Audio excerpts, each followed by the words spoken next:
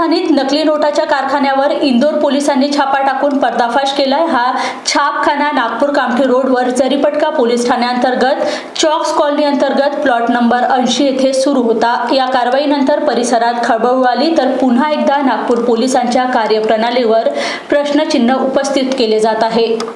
सिंह गुरमेश सिंह विर्क राहणार quarter number 80 chalks colony Kamthi road Nagpur आणि मनप्रीत सिंह कुलविंदर सिंह विर्क 26 राहणार quarter number 84 chalks colony Kamthi road यासह इतर अशी एकूण 6 आरोपींची नावे समोर आली आहे। या 6 आरोपींना इंदोर पोलिसांनी अटक केली।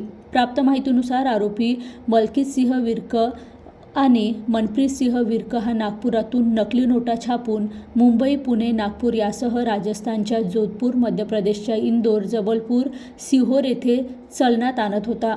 त्यांच्या टोळीत अनेकांचा सहभाग आहे। अटकेतील आरोपींच्या ताब्यातून 200 रुपये व 500 रुपयाच्या अशा 2 लाखाच्या नकली नोटा जप्त करण्यात आल्या। यासह नकली नोटा छापण्यासाठी वापरात येणारे साहित्य व उपकरण पोलिसांनी जप्त केले।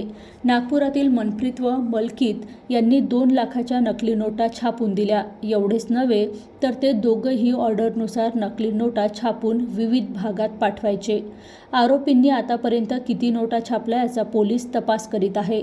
इंदोर पोलिसांनी तेथील लसुडिया पोलीस ठाण्याअंतर्गत देवास नाका येथून शुभम उर्फ पुष्पांश मदन रजक 26 वर्ष राहणार लाडगंज जिल्हा जबलपूर याला नकली नोटासह अटक केल्यानंतर पोलिसांनी नागपुरात हा छापा टाकला।